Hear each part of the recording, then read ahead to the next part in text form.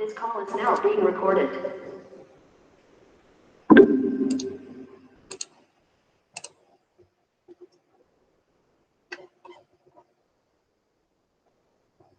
Okay, मैंने practice set 5.3 दिया था, आप लोगों ने किया है इसको? कोई डाउट है इसमें?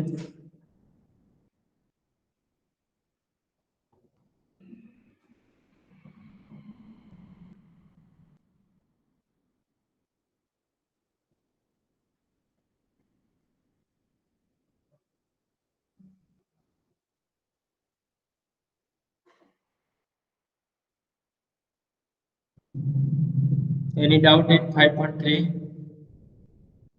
Question 1, 2, 3, 4, 5, 6. Anyone?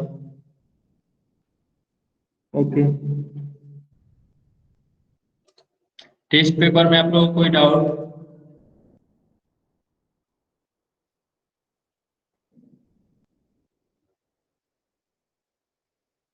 कैसा था क्वेश्चन, कैसा था टेस्ट का?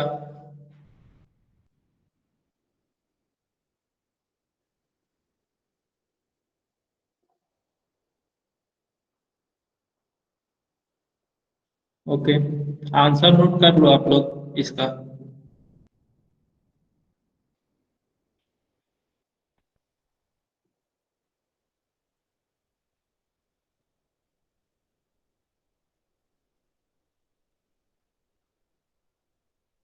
ओके, तो जो टेस्ट पेपर आप लोगों ने दिया था, मैंने सबका कॉपी चेक कर लिया है। ओके, और रिजल्ट भी आप लोगों को भेज दिया है मैंने सर को। आप लोगों को रिजल्ट मिला क्या?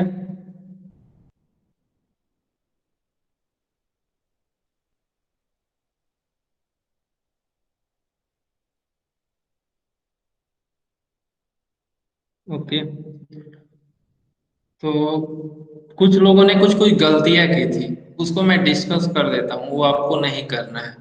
ओके, पहली बात ये है कि कुछ लोगों ने जैसे कि क्वेश्चन जो बनाया था आप लोगों ने, तो इसमें आप लोगों ने सारा क्वेश्चन किसी किसी ने नहीं पढ़ा था। ओके, और क्वेश्चन करने का तरीका क्या है, जैसे कि ये ऑब्जेक्टिव क्वेश्चंस हैं। ओके, तो ऑब्जेक्टिव क्वेश्चन में सबसे पहली बात कि आपको क्वेश्चन नहीं उतारना है।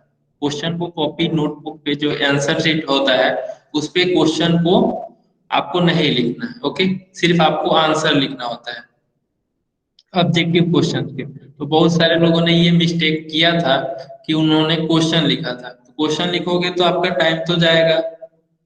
ओके, तो इसमें आप लोगों का टाइम चला गया था किसी किसी का।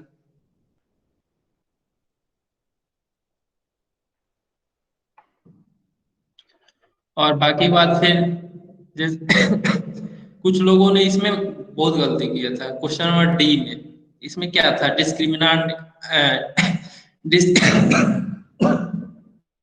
डिस्क्रिमिनेंट का वैल्यू पता करना था।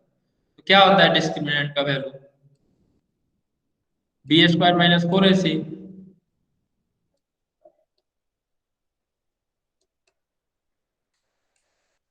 तो बी का वैल्यू को क्या है आपका, -5 है। -5 यहाँ पे रखेंगे 25 -4 इंटू ए कितना है, 2 है, तो 2 इंटू 10, तो 25 -80। ओके, तो ये हो जाएगा आपका -55।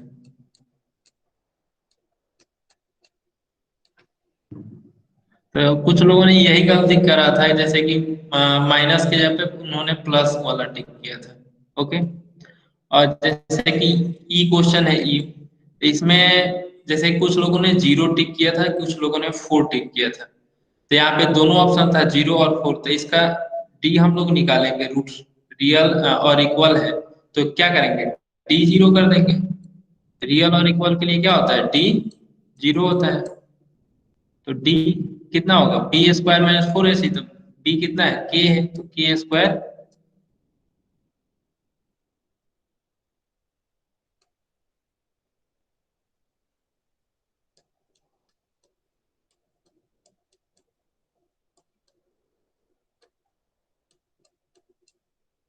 तो डी आपका के स्क्वायर माइनस 4k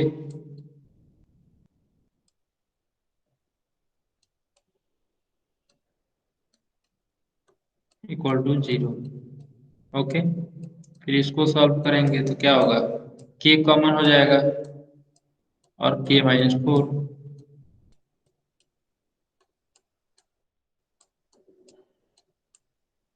तो के का यहाँ पे दो वैल्यू आएगा, एक के का वैल्यू आपका क्या आएगा, के का वैल्यू 0 एक होगा और एक 4 होगा, 0,4।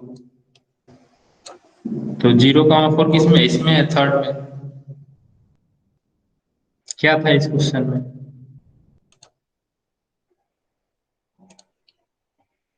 फिर इसमें आपका क्रेमर्स रूल से आपको निकालना था, D D X D Y निकाल के फिर एक्स और वाई का वैल्यू निकाल देना था। फिर थर्ड क्वेश्चन और थर्ड में बहुत सारे लोगों ने कुछ गलती की है, जैसे कि आपको यहाँ पे 4 कंसेक्यूटिव टर्म लेना है। तो 4 कंसेक्यूटिव टर्म के लिए मैंने बताया था क्या क्या लेना है आपको। तो 4 कंसेक्यूटिव टर्म लेने के लिए आप ए माइनस डी, ठीक है, ए, ए प्लस डी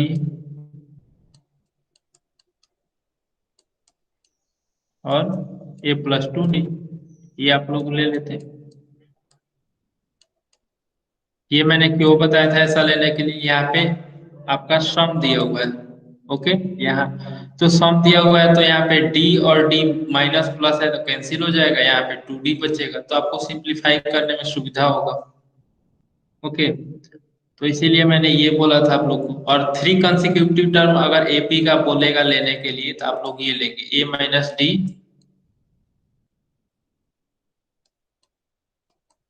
ए और ए प्लस डी।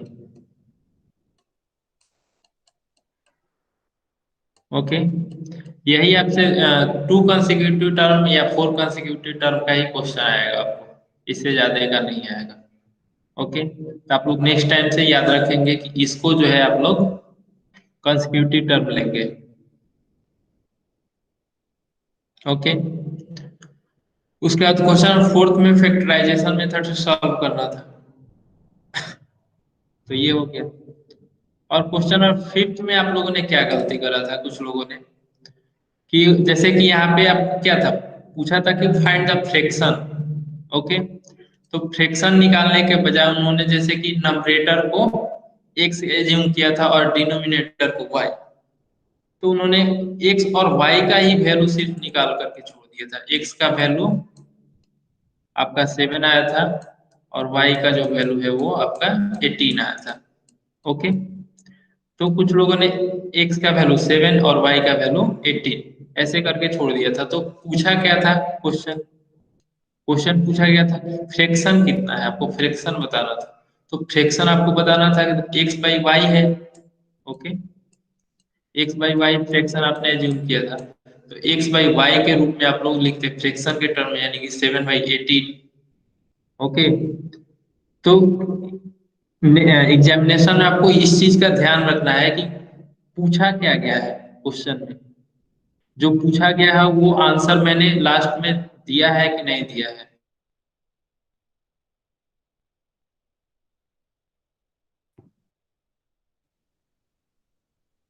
ओके,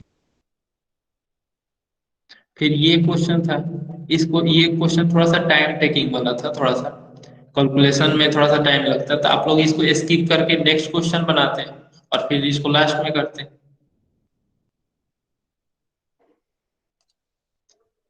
तो इसमें क्या था क्वेश्चन में, आपको find the speed of water current find out करना था, तो आप उसको एक्स मान लेते।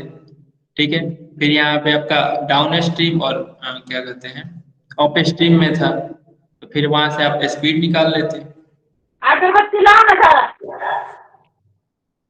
स्पीड जो है आपका दिया हुआ है नहीं, आपका 8 आवर टू ट्रेवल आपका डिस्टेंस दिया हुआ था। ओके, और यहाँ पे आपको स्पीड दिया हुआ है।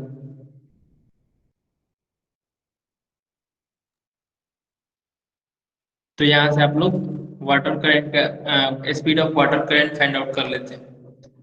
उसका नेक्स्ट क्वेश्चन जो है उसमें आपको ये एपी का क्वेश्चन था, तो ये आप कर सकते थे। ओके। उसके बाद फिर ये भी और में क्वेश्चन था, तो ये तो क्वेश्चन किसी ने नहीं किया था। ओके, तो ये क्वेश्चन आप लोग प्रैक्टिस कर लेंगे इसका। ये क्वेश्चन में भी आपके एग्जामिनेशन में आ सकता है। और क्वेश्चन 8 जो था वो काफी इजी क्वेश्चन था, बहुत सारे लोगों ने छोड़ दिया था। ठीक है, हमको लगता है बीच में ही आप लोगों ने इधर ही फंस गए होंगे, इसीलिए आप लोगों ने इसको छोड़ दिया था। तो सबसे पहले एक चीज, इस चीज की गलती नहीं करना है कि सबसे पहले आपको क्वेश्चन देखना है कौन कौन से क्वेश्चन हमसे हो जाए। ओके, तो उसको जो इजी क्वेश्चन आपको लग रहा है उसको आप लोग नंबरिंग दे करके शुरू करेंगे। ओके, और जो लगेगा कि ये अभी थोड़ा सा इसमें टाइम टेकिंग है, तो उसको आप लोग लास्ट में करेंगे। ओके, और स्पीड बनाए रखना है। क्वेश्चन जो है आपके इसी तरीके के आएंगे, यही पैटर्न पे क्वेश्चन आपके होंगे, और टाइम भी लगभग यही होगा। ओके, जैसे टाइम आपको 1 आवर दिया गया था तो क्वेश्चन इतना था, अगर टाइम ज्यादा होगा तो क्वेश्चन थोड़ा सा ज्यादा होगा। ओके, तो आपको स्पीड में थोड़ा सा सॉल्व करना होगा, थोड़ा स्पीड आपको बनाना होगा। तो स्पीड बनाने के लिए आपको ज्यादा से ज्यादा क्वेश्चन प्रैक्टिस करने होंगे आपको। ओके, और सबसे इजी क्वेश्चन जो था वो ये आपका 8 का ए और बी था। ओके, सबसे इजी क्वेश्चन तो आपका बी था। इसमें आपको क्या करना था, nature of root find out करना था। तो नेचर ऑफ रूट डी से आप कैलकुलेट कर लेते, डिस्क्रिमिनेंट निकालते और उससे आपको नेचर ऑफ रूट पता चल जाता। आप लोगों ने इसको देखा नहीं। ओके, तो आपको नेक्स्ट टाइम से क्या क्या गलतियों पे ध्यान देना है, जैसे कि objective, first thing is objective question जो है उसका क्वेश्चन कॉपी नहीं करना है आपको, सिर्फ उसमें रफ में जो पीछे वाला बैक साइड होता है आपको जो आंसर शीट मिलेगा उसमें आपको बैक साइड में रफ करके आप उसको लिख सकते हैं, या फिर आपके बगल में स्पेस होता है। ओके, जब आप ऑब्जेक्टिव क्वेश्चन का आंसर लिखते हैं, जैसे ऑब्जेक्टिव क्वेश्चन का आंसर आप यहाँ पे लिखेंगे तो यहाँ पे आपका इतना दूर में लगभग हो जाएगा आपका आंसर, तो यहाँ पे आपका स्पेस बचेगा, तो यहाँ पे एक आप लाइन ड्रॉ करके एक स्ट्रेट लाइन यहाँ पे आप कैलकुलेशन करके आप यहाँ पे लिख सकते हैं। ओके, और दूसरा चीज कि आपको क्वेश्चन देखना है कि कौन कौन सा क्वेश्चन हमसे हो जाएगा जल्दी से। ठीक है, तो उसको पहले क्वेश्चन करना है, इससे क्या होगा कि आपसे मैक्सिमम नंबर ऑफ क्वेश्चन आप अटेम्प्ट कर पाएंगे। ठीक है, तो जिससे कि आपका स्कोर इंक्रीज होगा। और जो लगेगा कि लेंथी क्वेश्चन है थोड़ा सा, तो उसको स्किप करेंगे पहले, उसके बाद फिर जब सारे क्वेश्चन हो जाएंगे इजी पार्ट वाले तो फिर उसको हम लोग करेंगे। ओके, ये क्लियर हुआ ये चीज।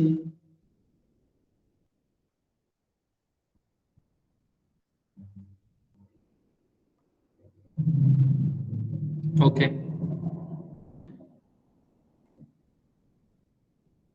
तो मैं नेक्स्ट टॉपिक शुरू करता हूँ। आपका नेक्स्ट टॉपिक जो है वो प्रोबेबिलिटी ऑफ एन इवेंट है। ओके, हम लोगों ने इवेंट के बारे में पढ़ा था, आउटकम्स के बारे में पढ़ा था। ओके, तो हम लोग अब इवेंट जो है उसका हम लोग प्रोबेबिलिटी निकालना सीखेंगे कि प्रोबेबिलिटी क्या होगा मैथमेटिक्स में। ओके, तो let us think of a simple experiment. अब मतलब एक एक्सपेरिमेंट लेते हैं, ए bag contains 4 balls of the same size. Three of them are white and fourth is black. You are supposed to pick one ball at random without seeing it. Then obviously possibility of getting a white ball is more. Okay, तो ये कह रहा है कि जैसे कि एक bag है आपका, उसमें आपके 4 बॉल्स हैं, वो सब सेम साइज के हैं, और उसमें थ्री जो है 4 बॉल में से आपके 3 बॉल जो है वो व्हाइट है और फोर्थ बॉल जो है वो आपका ब्लैक है। ओके, तो हम लोग उसमें से कोई एक बॉल निकालते हैं बिना देखे हुए, तो पॉसिबिलिटी क्या है कि व्हाइट बॉल निकलेगा या फिर ब्लैक बॉल का पॉसिबिलिटी ज्यादा है, आप लोग आंसर करेंगे। व्हाइट व्हाइट बॉल का पॉसिबिलिटी ज्यादा है या फिर ब्लैक बॉल का।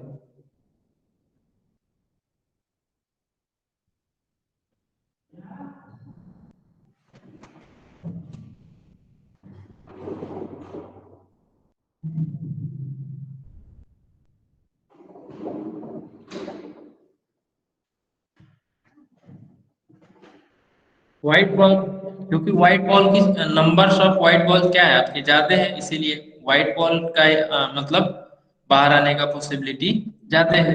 तो मैथमेटिक्स के लैंग्वेज में हम लोग इसको समझेंगे कि व्हाइट बॉल का पॉसिबिलिटी ज्यादा है या फिर आपका ब्लैक बॉल का। ओके, तो इसको समझने के लिए हम लोग एक नंबर से एक्सप्रेस करेंगे कि ये नंबर जो है, मतलब जैसे कि एक्सप्रेस करते हैं ना कितना परसेंटेज जो है, या फिर हम लोग उसको फ्रैक्शन में, जैसे पॉसिबिलिटीज हो गया आपका, जैसे कि 80% पॉसिबिलिटीज है, 75% पॉसिबिलिटीज है इस चीज का होने का।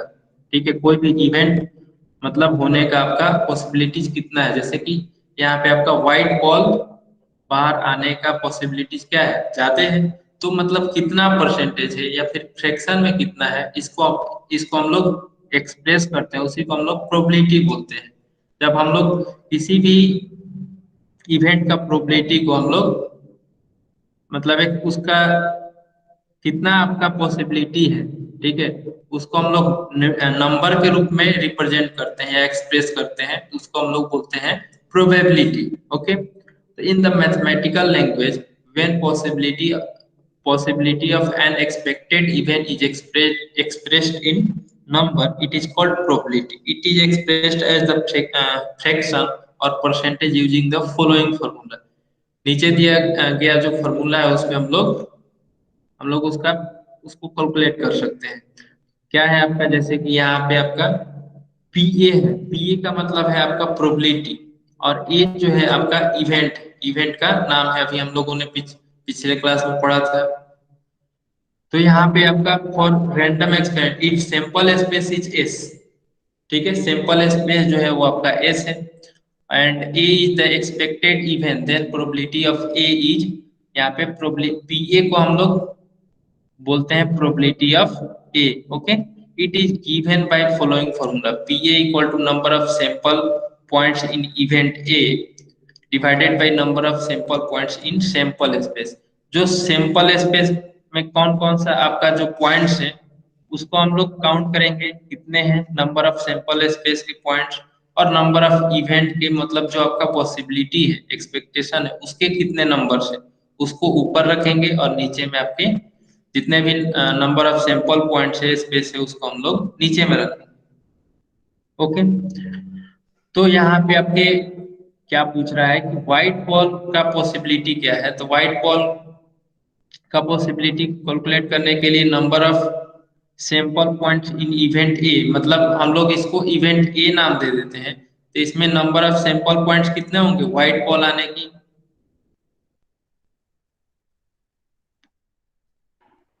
मतलब कितना बार हम लोग उसमें से बैग से बॉल निकालेंगे तो आपके व्हाइट आएंगे। 1 2 3 4, कौन सा?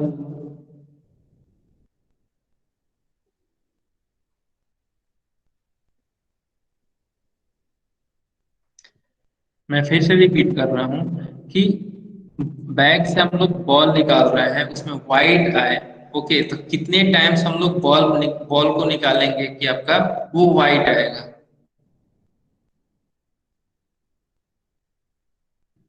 फोर। फोर कैसे होगा, उसमें 3 बॉल्स ही व्हाइट है और एक बॉल ब्लैक है। तो मान लीजिए कि फर्स्ट टाइम मैंने बॉल निकाला उससे, जैसे कि एक बॉक्स है आपका, इसमें 4 बॉल है। ओके, और 3 बॉल जो है वो आपका व्हाइट है, और एक बॉल जो है आपका, एक बॉल आपका ब्लैक है। अब हम इस हम अब हम इससे बॉल निकाल रहे हैं। ओके, तो कितने बार हम लोग बॉल निकालेंगे कि आपके व्हाइट आएंगे? 3। तो 3 बार हम लोग बॉल इसमें से निकालेंगे तो व्हाइट होगा, और फोर्थ टाइम जब हम लोग इसमें से बॉल निकालेंगे तो ब्लैक होगा। तो हमको number of sample points event A के चाहिए, तो इवेंट ए यानी कि व्हाइट का सैंपल स्पेस कितने होंगे, सैंपल पॉइंट्स 3 होंगे, क्योंकि 3 ही बॉल जो है वो आपके व्हाइट है। और number of sample points in sample space, मतलब इसमें टोटल बॉल कितने हैं, 4 है। तो इसमें आपके नंबर ऑफ सैंपल स्पेस कितने हो जाएंगे, 4। तो आपका क्या हो जाएगा, एन ए का वैल्यू जो होगा वो आपका एन ए का वैल्यू आपका 3 होगा और नंबर ऑफ सैंपल स्पेस का वैल्यू 4 होगा, यानी कि प्रोबेबिलिटी ऑफ इवेंट ए जो होगा वो आपका 3/4 होगा। ओके, तो इसको फ्रैक्शन में भी चेंज कर सकते हैं। फ्रैक्शन में डिसिमल में चेंज करेंगे तो कितना होगा आपका? डिसिमल में चेंज करेंगे तो आपका 0.75 होगा। ओके, यानी कि 0.75 जो है वो आपका पॉसिबिलिटी है ये व्हाइट बॉल आने का। या फिर इसको परसेंटेज में बदलेंगे तो परसेंटेज में बदलेंगे तो इसमें 100 से मल्टीप्लाई कर देंगे। ओके, यहाँ पे कितना हो जाएगा? 75%। तो 75% जो चांस है आपका कि व्हाइट बॉल ही उस बैग से बाहर आएगा। ओके, तो यही है आपका प्रोबेबिलिटी मैथमेटिकल लैंग्वेज में पॉसिबिलिटी को हम लोग एक्सप्रेस कर रहे हैं। ओके,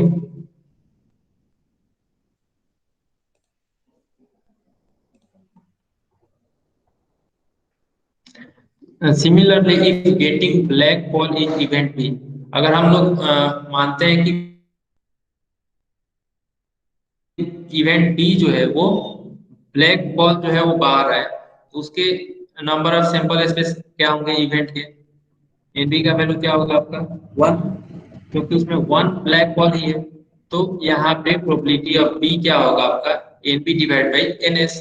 तो यहाँ पे एनबी जो है 1 है और एनएस जो है वो 4 है, तो 1/4। ओके, तो प्रोबेबिलिटी को हम लोग रिप्रेजेंट करेंगे फ्रैक्शन में। ओके, और हम लोग प्रोबेबिलिटी जो है वो आपका, जब भी हम लोग प्रोबेबिलिटी कैलकुलेट करेंगे तो वो आपका 0 से 1 के बीच में आएगा। 0 से 1 के बीच में ही आपका वैल्यू आएगा प्रोबेबिलिटी। या फिर परसेंटेज का बात करेंगे तो परसेंटेज में आपके 0 से लेकर के 100% तक आपके प्रोबेबिलिटी के वैल्यू आएंगे। ओके, इससे बाहर नहीं जाएगा।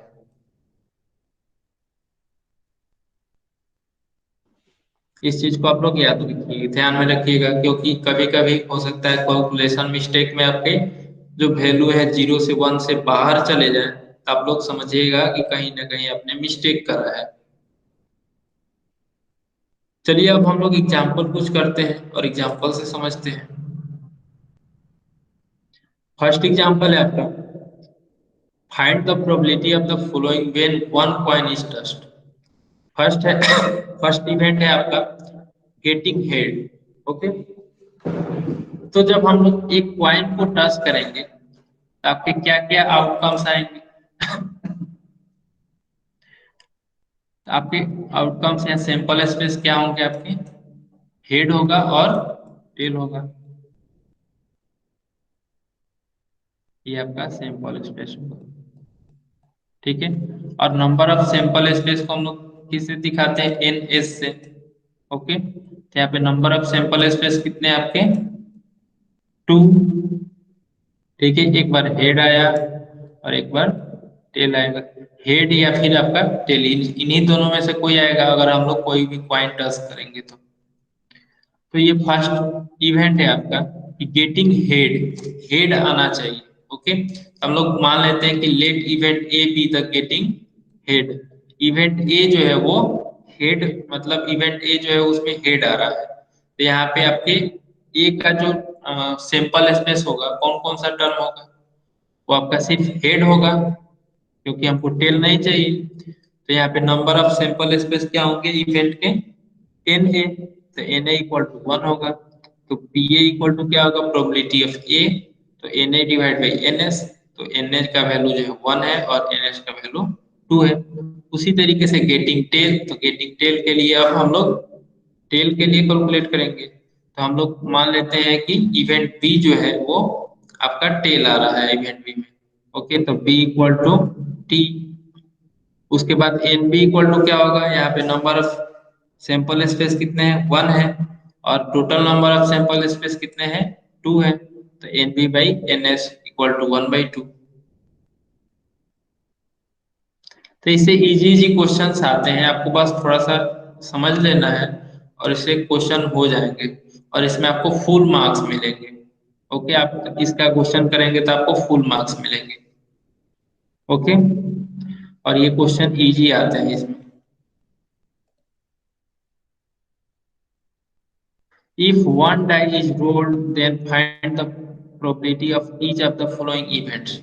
ओके, जब हम लोग एक डाई को रोल करते हैं तो मतलब कि इस इवेंट में हम लोग को बताना है कि क्या प्रोबेबिलिटी होगा। जैसे फर्स्ट इवेंट है आपका, number on the upper face is prime, मतलब जो डाई है उसका अपर फेस जो है वो प्राइम होगा। तो सबसे पहले हम लोग जब भी क्वेश्चन होगा प्रोबेबिलिटी फाइंड आउट करने के लिए, तो हम लोग सिंपल स्पेस सबसे पहले कैलकुलेट करेंगे। ओके, तो सिंपल स्पेस क्या होगा, कोई भी डाई अगर हम लोग रोल करते हैं तो हम लोगों ने पिछले 2-3 क्लासों से यही देखा है कि सिंपल स्पेस क्या क्या आएगा। तो जब भी हम लोग डाई रोल करेंगे तो उसमें सिंपल स्पेस क्या होंगे, 1 2 3 4 5 6। ओके, तो नंबर ऑफ सिंपल स्पेस कितने हैं यहाँ पे, 6 है, तो 6 लिखेंगे। उसके बाद फर्स्ट आपका क्वेश्चन कर रहा है कि number on the upper face is prime, मतलब कि जो अपर फेस है उस पे आपको प्राइम आना चाहिए। तो इसमें सिंपल स्पेस से हम लोग देखेंगे कौन कौन सा नंबर जो है वो प्राइम है, उसको हम लोग इस सेट में लिखेंगे। ये आपका इवेंट ए का ये सेट है, मतलब ये आपके आउटकम्स आएंगे। ठीक है, तो इवेंट ए का आपका सैंपल स्पेस क्या होगा यहाँ पे, तो इसमें कौन कौन सा नंबर प्राइम है, टोटल सैंपल स्पेस में आपके कौन कौन से नंबर प्राइम है। तो आपके कौन कौन से हैं, टू एक प्राइम नंबर है, उसके बाद 3 है और 5 है, और 6, यहाँ पे 6 जो है वो आपका प्राइम नहीं है। तो यही 3 हो सकता है प्राइम नंबर के लिए। तो Na का वैल्यू जो है वो आपका क्या हो जाएगा, 3 होगा। तो प्रोबेबिलिटी ऑफ ए होगा आपका Na डिवाइड बाई NS। तो आपका प्रोबेबिलिटी ऑफ ए जो है वो आपका 3/6, यानी कि 3/6 को आप लोग सिंप्लीफाई करके 1/2 ले। जब भी आपका क्वेश्चंस होंगे प्रोबेबिलिटी के तो आपको सिंप्लीफाई करके ही लिखना है। ओके, आप लोग इस तरीके से नहीं रखेंगे, आप लोग उसको सिंप्लीफाई कर देंगे। नेक्स्ट इवेंट है आपका इवेन इवेन नंबर का, कि आपका अपर फेस पे आपका इवेन नंबर है।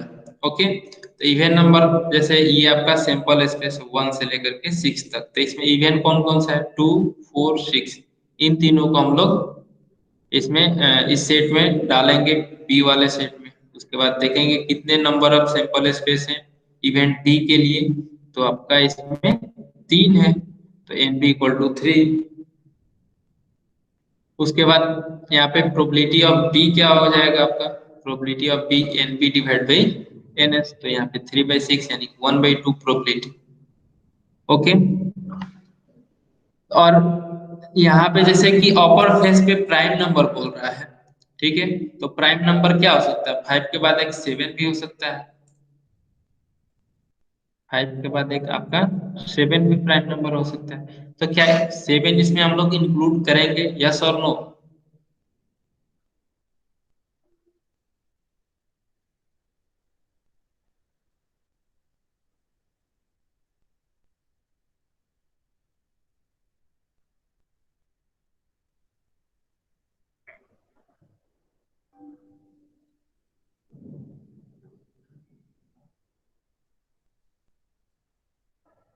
यहाँ पे जैसे कि आपका इवेंट ए है, इवेंट ए में आपका जैसे कि प्राइम नंबर आ रहा है, ओके, अपर फेस पे।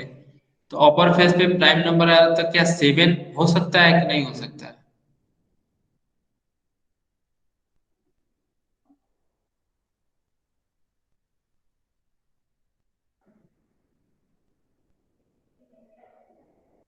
7 नहीं हो सकता है, क्योंकि आपका जो सैंपल स्पेस है, सैंपल स्पेस में आपके 7 है क्या, 7 नहीं है, तो इसीलिए इवेंट ए में आपके 7 जो है वो नहीं हो सकता है। ओके, जो भी आपका सैंपल स्पेस के अंदर ही आपका जो वैल्यू होगा वो आपका सैंपल स्पेस के अंदर ही होगा। ओके,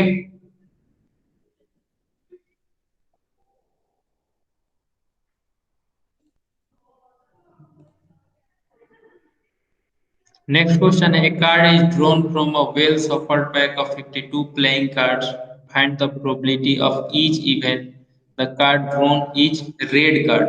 ओके, तो हम लोगों ने कार्ड को बहुत अच्छे से समझा था कि कितने रेड कार्ड होते हैं, कितने फेस कार्ड होते हैं।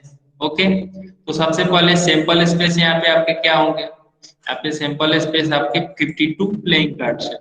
तो 52 सैंपल स्पेस को लिखना थोड़ा सा परेशानी होगा आपको लिखने में। ओके, और ज्यादा जगह लेगा। तो हमको किससे मतलब है, नंबर ऑफ सैंपल स्पेस से। ओके, तो नंबर ऑफ सैंपल स्पेस कितने होंगे, जब 52 प्लेइंग कार्ड्स है, 52 कार्ड्स है तो यानी कि सैंपल स्पेस भी आपके 52 होंगे। ओके, तो फर्स्ट क्वेश्चन है रेड कार्ड आने का पॉसिबिलिटी क्या है।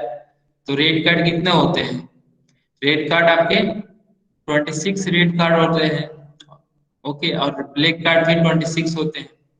तो कार्ड ड्रॉन इज रेड, तो टोटल रेड कार्ड क्या है, 13 हार्ट्स और 13 डायमंड वाले होते हैं, यानी कि 26 आपके रेड कार्ड होते हैं।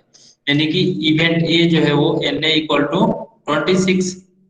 तो प्रोबेबिलिटी ऑफ ए क्या हो जाएगा, N A divide by N S equal to 26 by 52। उसके बाद सेकेंड है आपका फेस कार्ड।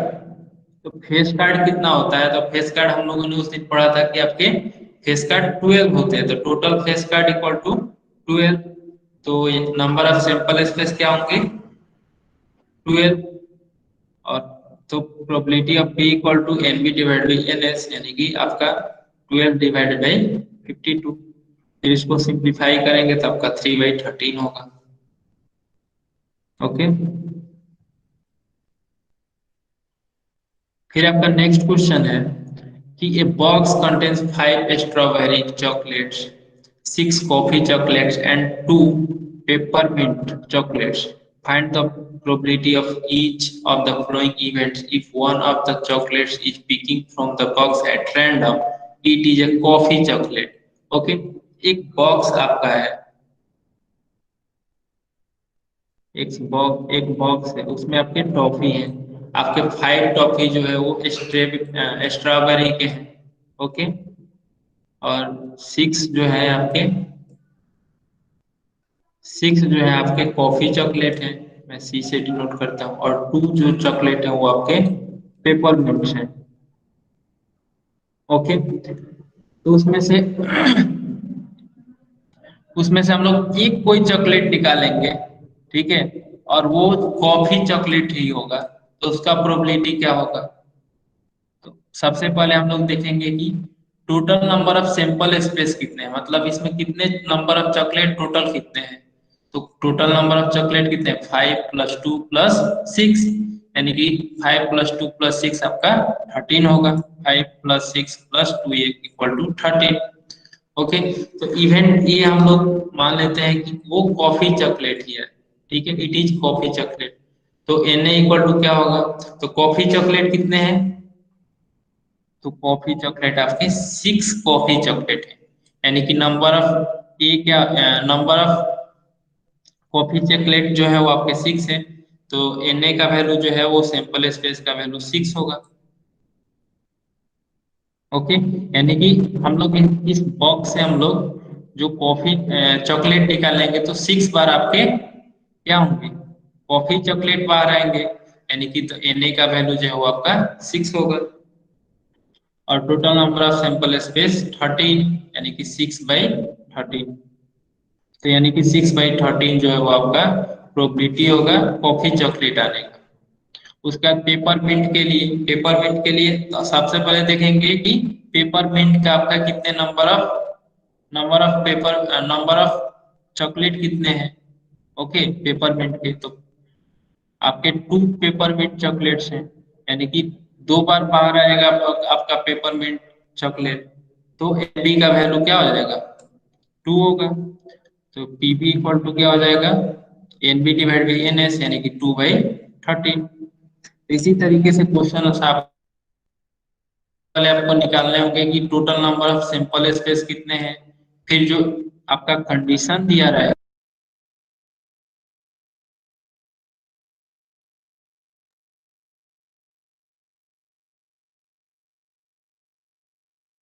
यही है प्रोबेबिलिटी में।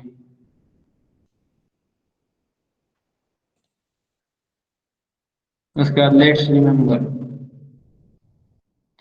The probability is expressed as a fraction और अ परसेंटेज। ठीक है, प्रोबेबिलिटी को हम लोग फ्रैक्शन में या फिर परसेंटेज में लिखते हैं। The the probability of any event is from 0 to 1। कोई भी इवेंट का जो प्रोबेबिलिटी होगा वो मैंने पहले बताया था कि आपको 0 से लेकर के 1 के बीच होगा, या फिर अगर परसेंटेज में होगा तो 0% से लेकर के 100% के बीच में होगा। ठीक है, if E is any event, okay, E जो है आपका कोई इवेंट है तो प्रोबेबिलिटी ऑफ ई जो होगा वो आपका 0 से लेकर के 1 तक, इसको मतलब मैथमेटिकल लिखा है। ओके, और इसको लेस देन पढ़ते हैं, 0 लेस देन इक्वल टू है ये, यानी कि 0 हो सकता है। और पीई मतलब की प्रोबेबिलिटी ऑफ ई, और फिर लेस देन इक्वल टू 1, मतलब 1 से छोटा और 0 से बड़ा होगा। फिर उसी तरीके से, या फिर आपका 0% से लेकर के 100% के बीच में होगा। तो जैसे कि एक एग्जांपल है, प्रोबेबिलिटी 1/4 अगर है, ठीक है, तो ये आपका फ्रैक्शन में लिखा हुआ है, तो इसको हम लोग परसेंटेज में भी बदल सकते हैं। तो परसेंटेज में बदलने के लिए 1/4 में हम लोग 100 से मल्टीप्लाई करेंगे, आपका ये फ्रैक्शन जो है वो परसेंटेज में कन्वर्ट हो जाएगा। तो कितना हो जाएगा ये, 4/25 यानी कि 25%।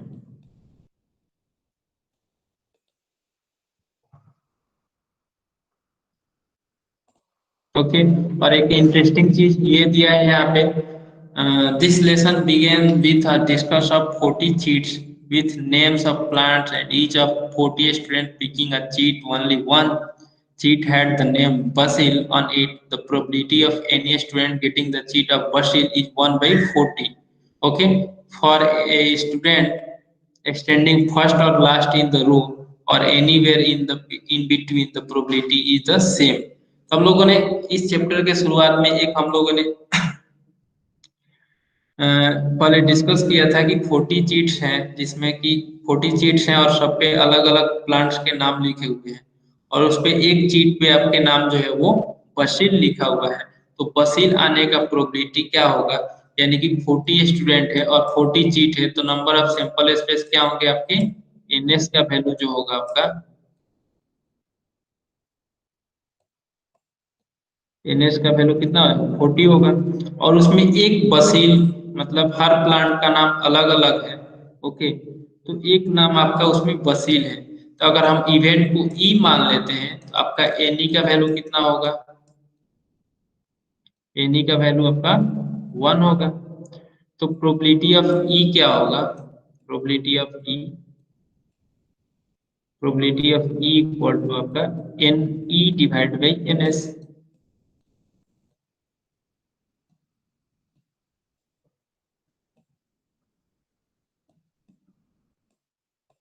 एन ई कितना है, 1 है, तो 1 डिवाइड बाई 40, यानी कि बसील आने का प्रोबेबिलिटी क्या हुआ आपका, 1/40। ओके, तो प्रोबेबिलिटी आपका यहीं पे खत्म हुआ, इसमें कोई डाउट आपको।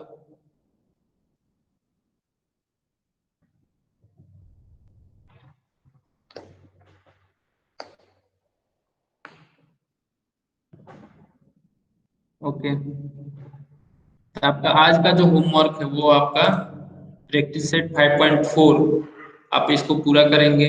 कोई डाउट होगा तो मैं नेक्स्ट क्लास में डिस्कस करूंगा।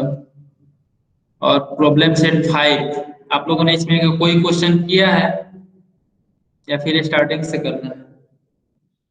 ओके, तो आप लोग प्रॉब्लम सेट 5 में आपके कितने क्वेश्चन हैं,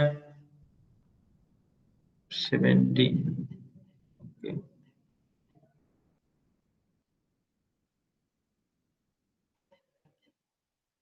तो प्रॉब्लम सेट 5 का आप लोग इस वीक में आप लोग 11 क्वेश्चन कर लेंगे या फिर 10 क्वेश्चन कर लेंगे। ओके, और फिर नेक्स्ट वीक में ये सारा क्वेश्चन कर लेंगे। ओके, तो अभी हमारे पास समय है 20 मिनट्स, तो हम लोग नेक्स्ट चैप्टर शुरू करते हैं।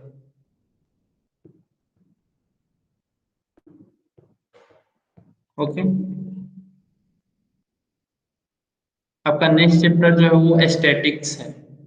ओके, स्टैटिस्टिक्स क्या होता है आपका, ये हम लोग क्यों पढ़ते हैं, आप लोग पिछले क्लास में पढ़े भी होंगे, जैसे मीन, मीडियन, मोड, ये सब आप लोग निकालना सीखा होगा। ओके, तो आज उससे हम लोग आगे सीखेंगे। या फिर ग्रुप ग्रुप डाटा होता है, अनग्रुप्ड होता है, तो इसको हम लोग समझने के लिए हम लोग पढ़ते हैं, इसको शुरुआत करते हैं। स्टैटिक्स का यूज क्यों करते हैं, एक हम लोग डेटा का कलेक्शन करते हैं, ठीक है, उस डेटा से हम लोग एनालाइजेशन करते हैं कि एनालाइज करके कुछ रिजल्ट निकालते हैं उसका। जैसे इलेक्शन होता है आपका, ओके, तो इलेक्शन में क्या होता है कि कौन कौन सीट कितना आपका, वो कितना सीट जीता, कितना सीट वो हारा, तो वहां पे हम लोग जैसे कि स्टैटिक्स का ही मदद लेते हैं। ओके, या फिर आपके क्लास में जैसे कि आपके एग्जामिनेशन होते हैं, तो परसेंटेज कितने बच्चों ने कितने परसेंट, कितने बच्चों ने फर्स्ट डिवीजन किया है, कितने बच्चों ने सेकेंड डिवीजन, जैसे आप लोगों में ग्रेडिंग वगैरह होता होगा, तो जैसे कितने बच्चों ने ए ग्रेड प्राप्त किया है, कितने बच्चों ने बी ग्रेड प्राप्त किया है, तो ये सारा चीज आपका स्टैटिक्स का ही पार्ट है। जैसे कि statics is useful in many fields of life, statics जो है वो आपके लाइफ में बहुत सारे फील्ड में इसका उपयोग होता है, जैसे कि आपका एग्रीकल्चर हो गया, इकोनॉमिक्स हो गया, कॉमर्स हो गया, medicine, botany, biotechnology, physics, chemistry, education, sociology, administration, ठीक है, और एक्सेट्रा, और भी बहुत सारे फील्ड में इसका उपयोग होता है। Okay, an experiment can have many outcomes. To assess the possibility of possible outcomes, one has to carry out the experiment on a large scale and keep the record meticulously. Possibility of different outcomes can be assessed using the record for purpose. Rules are formulated in statistics. ठीक है, तो आपके बहुत सारे statics में जो है आपके पॉसिबिलिटी, बहुत सारे डेटा को कलेक्ट किया जाता है और उस डेटा को एनालाइज करके मतलब एक कोई पॉसिबिलिटी पे पहुंचा जाता है कि मतलब क्या हो सकता है, क्या नहीं हो सकता है। ओके, तो इस चीज को हम लोग पता करते हैं। एक साइंटिस्ट है, ये काफी इंटरेस्टिंग है। फ्रांसिस गैल्टन जो है एक साइंटिस्ट है, उन्होंने एक बहुत ही अच्छा काम किया था स्टैटिक्स में, बहुत ही अच्छा कार्य किया था। जैसे कि उन्होंने किया क्या था कि फिंगरप्रिंट जो है उन्होंने ही खोज किया था कि हर लोगों का फिंगरप्रिंट जो है वो अलग अलग होता है। तो इसको हम लोग पढ़ते हैं। Francis Galton has done much of fundamental work in statics.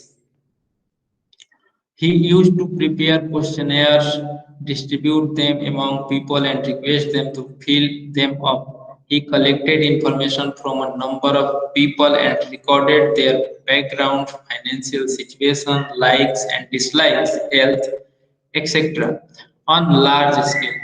By that time, it was known that the fingerprints of different people are different. He collected fingerprints of a large number of people and invented a method of their classification. Using a statistical method, he showed that the possibility of fingerprints of two different people being identical is nearly zero. This result made it possible to identify a person from his fingerprint. This method of identifying criminals was accepted in the judiciary. He had done much work in the field of anthropology of human and other animals also. Okay, तो Francis Galton ने क्या किया था कि एक बहुत सारा question answer session उन्होंने क्वेश्चन बहुत सारा क्वेश्चन उन्होंने डिस्ट्रीब्यूट किया था और उसका डेटा कलेक्शन किया था, जैसे कि उनका लोगों का बैकग्राउंड क्या है, या फिर फाइनेंशियल सिचुएशंस क्या है, उनके उनके लाइक्स और डिसलाइक्स क्या है, के हेल्थ से रिलेटेड, और इसका उन्होंने डेटा कलेक्शन करके उसको उस पर स्टडी किया था और वो काफी लार्ज स्केल पे उन्होंने किया था। ओके, और इसी समय उनको एक चीज मिला, जैसे कि उन्होंने उसी समय एक खोज किया कि फिंगरप्रिंट जो होता है वो हर पीपल का अलग अलग होता है। ओके, उन्होंने क्या किया था, फिंगरप्रिंट्स को बहुत सारा को मैच किया था। तो उन्होंने ये पाया था कि जो मतलब मैचिंग का मैच दो लोगों का या फिर मतलब कितने लोगों का फिंगरप्रिंट जो है वो मैच कर रहा है, उन्होंने देखा था। तो ये करीब करीब जो है वो 0 के करीब है। ओके, मतलब कि किसी का फिंगरप्रिंट किसी से नहीं मिलता था, सबका फिंगरप्रिंट डिफरेंट था। ठीक है, तो इससे उन्होंने ये इस रिजल्ट से ये फायदा हुआ कि लोगों को इससे पहचान किया जा सकता है। ओके, और इस आइडेंटिफिकेशन इससे हम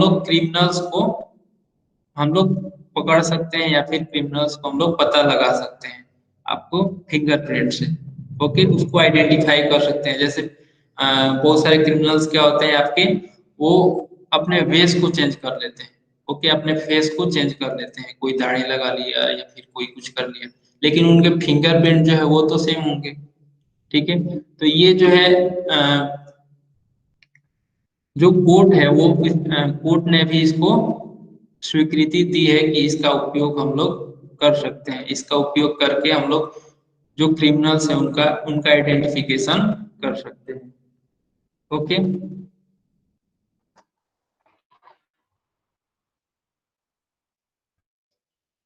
लेट्स रिकॉल, जैसे कि आप लोगों ने पिछले क्लास में पढ़ चुका है, मीन, मीडियन, मोड। ओके, और ऑन ग्रुप डेटा। तो मीन में आपका क्या था, एवरेज वगैरह कैलकुलेट करते थे। फिर मीडियन में आपके जो मिडिल वाला टर्म होता था उसको कैलकुलेट करते थे, और मोड में जो मैक्सिमम नंबर ऑफ आउटकम्स आते थे, जो मैक्सिमम बार, उसको हम लोग, वो आपका मोड होता था। और अनग्रुप डेटा में आपका जैसे कि जो डेटा मैच नहीं करता था, डिफरेंट डिफरेंट डेटा होता था, वो आपका अनग्रुप डेटा। जैसे आप लोगों के परसेंटेज हो गए, तो सबके किसी के आपके 40 मार्क्स आया, 40% आया, किसी का 42 आया, किसी का 42.2 आया। ठीक है, तो ये डेटा क्या है, डिफरेंट डिफरेंट है, यानी कि इसको हम लोग ग्रुप में नहीं कर सकते हैं अगर डिफरेंट डिफरेंट है। अगर यही आपका परसेंटेज जो है 10 पीपल का आपका 40% आया, तो आपका क्या हुआ, ये ग्रुप डेटा हुआ। एक्टिविटी वन आपका क्या है, measure the height in centimeter of all students in your class. We find that the height of many student cluster near a specific number. तो ये बोल रहा है एक्टिविटी वन में कि सबका जो है वो हाइट आपको मेजरमेंट करना है सेंटीमीटर में।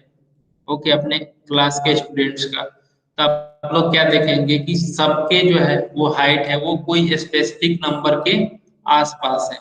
ओके, तो इससे जो है आपको कुछ डेटा मिलेगा, फिर उस पे डेटा पे आप लोग को स्टडी करना है।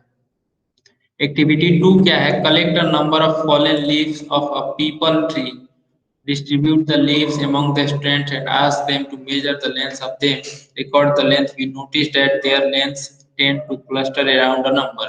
Okay, तो ये कह रहा है कि जो भी जो पीपल के ट्री का जो लीव्स हैं, पत्ते हैं, वो जो गिरे हुए हैं उनको कलेक्ट करके उसका सबका लेंथ मेजरमेंट करना है। और जब आप लेंथ मेजरमेंट करेंगे तो उसका लेंथ कितना आ रहा है, उसका एक आपको सूची बनाना है। और सूची बनाएंगे तब देखेंगे उसमें क्या कि जो भी लेंथ है लीव्स के, वो लगभग कोई ना कोई एक नंबर है उसी के इर्द गिर्द है, मतलब उसके आसपास है।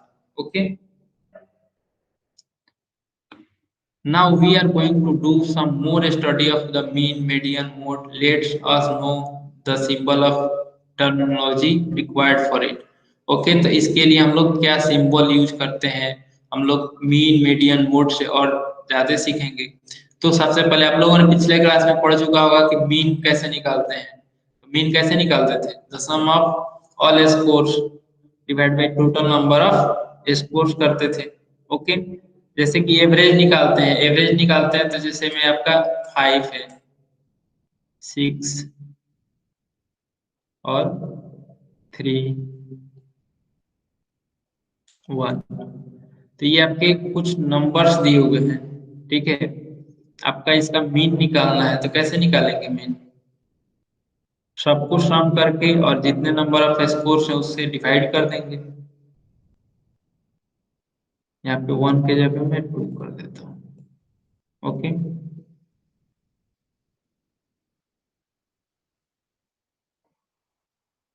कितना आएगा आपका मीन इसका? 5632 का।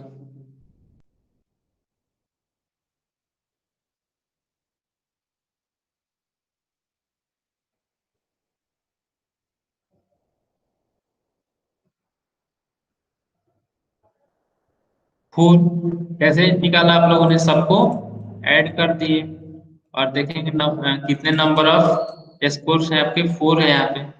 4 नंबर से तो हम लोग 4 से डिवाइड करेंगे, तो सबका सम आपका 16 डिवाइड बाई 4, यानी कि आपका जो मीन होगा वो आपका 4 होगा।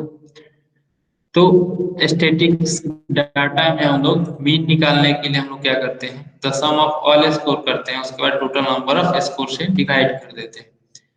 उसको मैथमेटिक्स में रिप्रेजेंट करने के लिए हम लोग ऐसे करते हैं। इसको जो इस तरीके का आपका है, इसको हम लोग बोलते हैं समेशन। ओके, या फिर ये जो है आपका सम कहलाता है।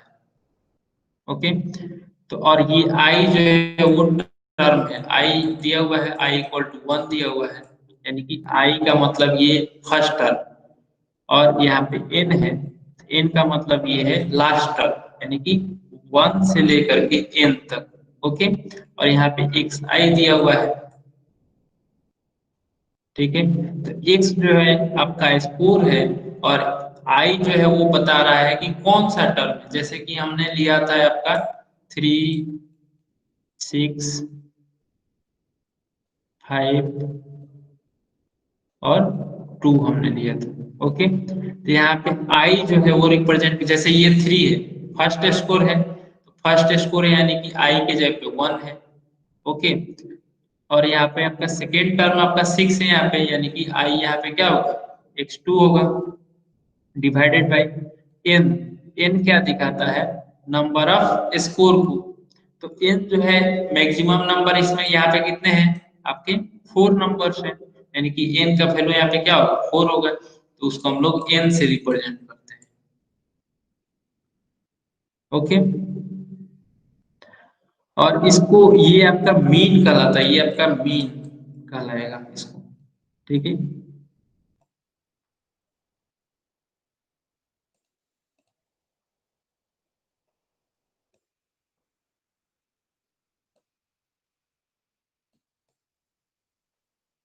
और मीन को हम लोग रिप्रेजेंट करते हैं मैथमेटिक्स में एक्स बार से।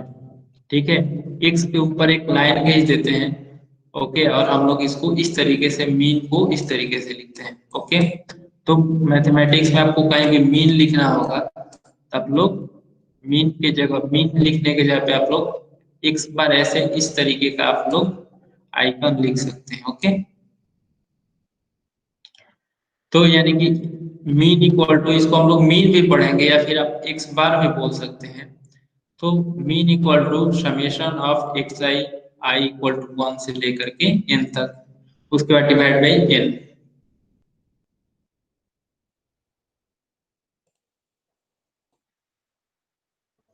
नेक्स्ट है mean from classified frequency distribution.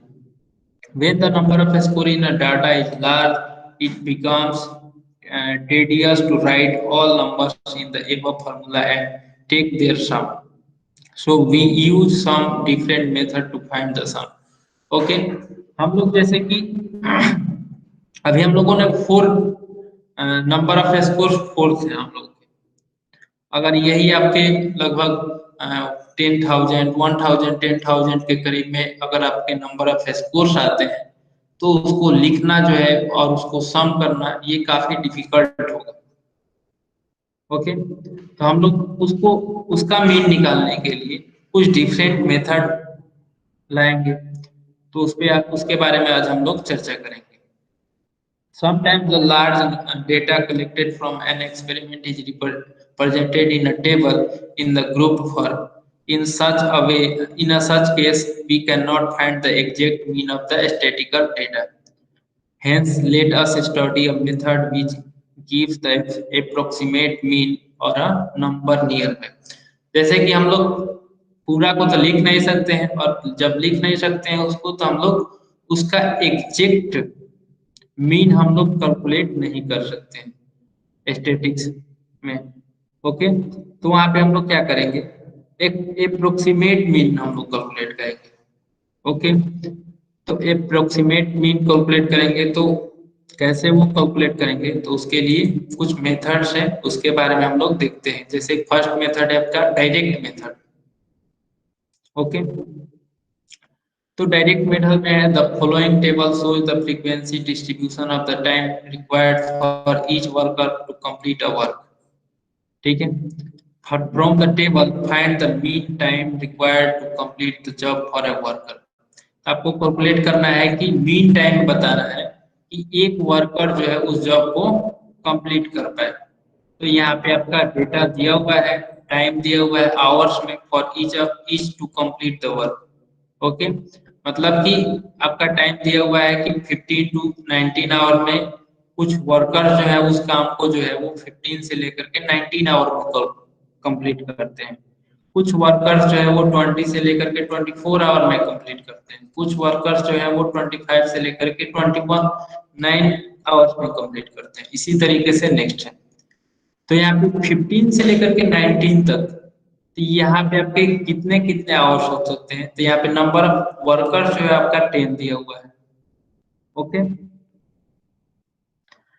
तो यहाँ पे 15 से लेकर के 19 तक है, यानी कि कोई 10 वर्कर्स है, नंबर ऑफ वर्कर्स आपके यहाँ पे 10 है, यानी कि कोई वर्कर जो है वो 15 आवर में कंप्लीट किया।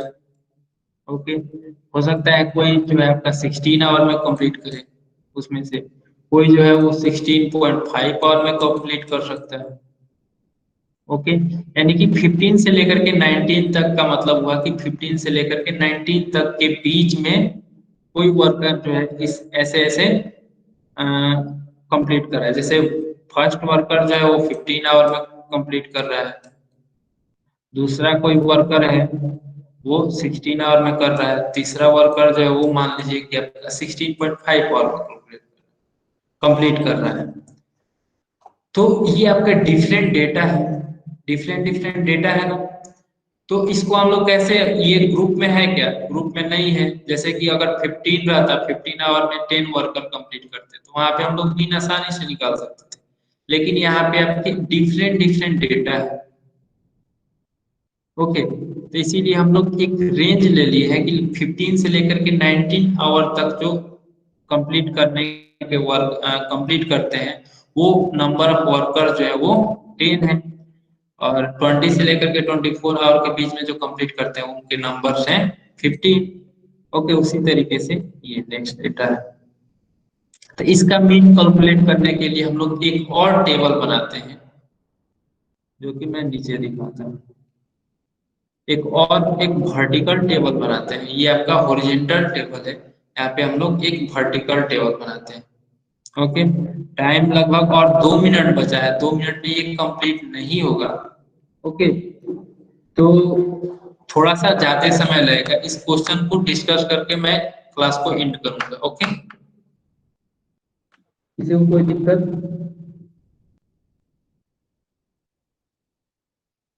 ओके, यानी कि हम लोग लास्ट 5 मिनट ज्यादा लगेंगे। ओके, इससे ज्यादा आप लोग क्लास नहीं जाएगा। तो यहाँ पे एक टेबल बनाते हैं वर्टिकल, और वहां पे हम लोग क्लास को फर्स्ट रो में हम लोग लिखते हैं, फर्स्ट कॉलम में। ओके, तो यहाँ पे जो रेंज है वो क्या क्या था, रेंज आपका 15 से लेकर के 19, 20 से लेकर के 24, इसको हम लोग फर्स्ट कॉलम में लिखेंगे यहाँ पे इस तरीके से। उसके बाद क्लास मार्क, क्लास मार्क को सेकेंड कॉलम में लिखेंगे, और थर्ड कॉलम में फ्रीक्वेंसी लिखेंगे, जो कि आपका नंबर ऑफ वर्कर्स जो कि दिया हुआ है, ये आपके नंबर ऑफ वर्कर्स जो है ये दिया हुआ है। तो यहाँ पे जो है आपका नंबर ऑफ वर्कर्स है, और ये क्लास कैसे पता चलेगा। ठीक है, तो क्लास जो है वो आपका क्या है, जैसे कि हम लोगों ने अभी देखा था थोड़ी देर पहले, कि कुछ वर्कर जो है वो 15 आवर में किए, कुछ ने 1.6 आवर में किया, कुछ ने 16.5 आवर में किया। ओके, और कुछ ने मान लीजिए कि आपका 18 आवर में कंप्लीट किया। ओके, तो यहाँ पे हमको एग्जैक्ट तो पता नहीं है, यहाँ पे एग्जैक्ट डेटा पता नहीं है, और हम लोगों ने रेंज में लिया है। तो हम लोग क्या करेंगे, क्लास ये आपका एक सब क्या है, 15 आवर, 16 आवर, 16.5 आवर, 18 आवर, ये आपके क्लास मार्क है। ओके, तो क्लास मार्क जो है यहाँ पे रेंज में है, हम लोग को कोई एक डेटा चाहिए क्लास मार्क, तो हम लोग क्या करते हैं, इसके मिडिल वाले डेटा को ले लेते हैं। 15 और 19 के बीच कौन सा होगा नंबर आपका, 15 और 19 के बीच कितना होगा आपका, 17 होगा। जैसे कि मैं लिख देता हूँ 15, 16, 17, 18 और 19। इसके मिडिल में कौन सा है आपका, 17। तो 17 को हम लोग क्या करेंगे कि क्लास मार्क में हम लोग 17 को लिखेंगे। ओके, जो मिडिल होगा इस रेंज में, जो मिडिल वाला वैल्यू होगा उसको हम लोग क्लास मार्क में लिखेंगे। फ्रीक्वेंसी जो है वो गिवन है। ओके, और लास्ट में एक और कॉलम बनाएंगे, उसमें हम लोग इन दोनों का मल्टीप्लिकेशन लिखेंगे, क्लास मार्क का और फ्रीक्वेंसी का। तो एक्स आई इंटू एफ आई होगा। ओके, तो यहाँ पे आपके कितने हो जाएंगे, 170। तो 17 इंटू 10 आपके 170 हुआ। और उसी तरीके से फिर नेक्स्ट वाला डेटा को लिखेंगे। नेक्स्ट वाले डेटा में फिर इसका मिडिल कौन सा है, 20 और 24 का।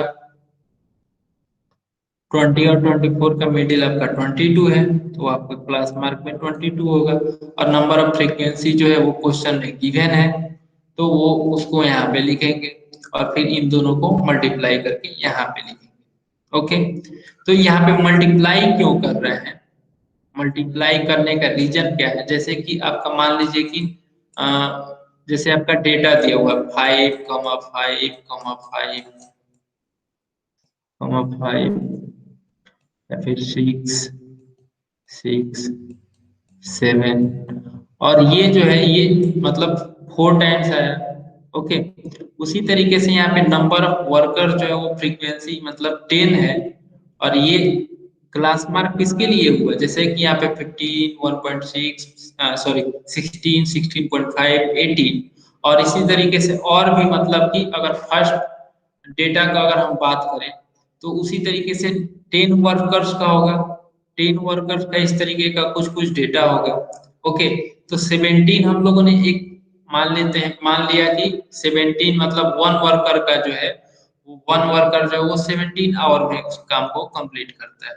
ओके, तो 10 वर्कर्स हैं, तो यानी कि आपका जो 17 एक वर्कर के लिए है, तो 10 वर्कर्स के लिए क्या हो जाएगा, 10 वर्कर्स का अगर मीन हम लोग मतलब उनको सबको ऐड करेंगे तो कितना होगा, 17 इंटू 10। ओके, तो अप्रॉक्स में 170 आएगा, आएगा ना। तो जैसे कि यहाँ पे 5 है, 5 4 टाइम्स आया है, यानी कि इसको ऐड करेंगे तो 5 प्लस 5 प्लस 5 प्लस 5 यानी कि 20 होगा। या फिर हम लोग ऐसे भी लिख सकते हैं कि आपका क्लास मार्क जो है वो 5 है, तो 5 इंटू ये कितने बार आया है, 4 बार आया है, मतलब फ्रीक्वेंसी 4 है, तो 5 इंटू 4 यानी कि 20। सेम टू सेम उसी तरीके से यहाँ पे क्लास मार्क और फ्रीक्वेंसी का मल्टीप्लाई किए हैं, तो आपका 170 आया है। उसी तरीके से सारे डेटा को हम लोग इसी तरीके से अरेंज कर लेंगे। और फिर मैं एक नेक्स्ट डेटा को और फिर से बता देता हूँ, आपको रिकॉल हो जाए। जैसे कि 20 और 24 का मिडिल वाला कौन सा होगा, 22। तो 22 आपका क्लास मार्क होगा, और फ्रीक्वेंसी जो है वो आपका क्वेश्चन में गिवन है, फ्रीक्वेंसी 20 से लेकर के 24 तक का फ्रीक्वेंसी जो है वो 15 है, तो 15 यहाँ पे होगा, और इन दोनों का मल्टीप्लीकेशन 330 होगा। ओके। उसके बाद समेशन ऑफ फ्रीक्वेंसी, यहाँ पे हम लोग फिर समेशन ऑफ फ्रीक्वेंसी कैलकुलेट करेंगे। समेशन ऑफ फ्रीक्वेंसी कितना है, 50 होगा, इसको सबको सम करेंगे और फिर यहाँ पे इसका समेशन कैलकुलेट करेंगे। तो इसका समेशन क्या होगा, summation into x I into F I. F I क्या है, आपका फ्रीक्वेंसी है, यानी कि एक्स आई यहाँ पे है और एफ आई है, यानी कि पहला टर्म और पहले टर्म का क्लास मार्क, दूसरे टर्म का फ्रीक्वेंसी, इन दोनों को मल्टीप्लाई करेंगे और फिर समेशन है तो यानी कि सबको ऐड करेंगे। तो इसको ऐड करेंगे तो आपका 1265 होगा। ओके। उसके बाद हम लोग मीन कैलकुलेट कर लेंगे। तो मीन इक्वल टू क्या होता है, X bar equal to summation of X I into F I divide by N होता है। एन क्या होता है आपका, नंबर ऑफ क्लास, ठीक है। नंबर ऑफ क्लास मार्क जो है वो आपका एन होता है, मतलब टर्म, जैसे कि ये फर्स्ट टर्म हुआ, सेकेंड टर्म हुआ, थर्ड टर्म हुआ, फोर्थ, इसी तरीके से बहुत सारे टर्म होते हैं, वो आपका एन हुआ। तो एन आपका कितना है, 50 है। 50 से डिवाइड कर देंगे और यहाँ पे ये जो मल्टीप्लाई किए हैं इसको ऊपर रखेंगे, डिवाइड करेंगे तो ये आपका मीन निकल जाएगा। तो मीन जो है वो time required to complete the work for a worker, मतलब एक वर्कर के लिए उस कार्य को कंप्लीट करने में जो है उसको 25.3 आवर अप्रोक्स में आएगा। ठीक है, ये अप्रोक्स में 25.3 आवर आएगा। क्यों, क्योंकि हम लोग एग्जैक्ट कैलकुलेट इसलिए नहीं कर पाए क्योंकि ये जो है आपका कुछ रेंज में दिया हुआ है, ये एग्जैक्ट वैल्यू नहीं है। तो हम लोग इस मेथड से हम लोग कम से अप्रोक्स में ही कैलकुलेट करते हैं, क्योंकि एग्जैक्ट कैलकुलेट करने के लिए हमको बहुत ज्यादा कैलकुलेशन करना होगा। ओके। तो ये आपका डायरेक्ट मेथड से आपको मीन कैलकुलेट करना आपको आपने सीख लिया। इसमें किसी को डाउट है तो आप लोग पूछ सकते हो जल्दी से।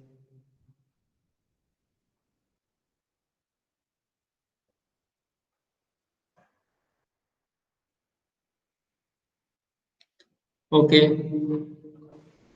आपका होमवर्क मैंने बता दिया है, आपको होमवर्क वो सारा कर लेना है।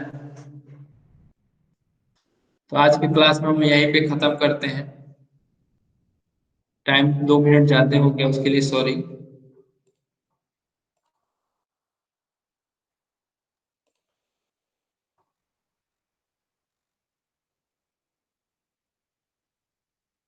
सीताराम।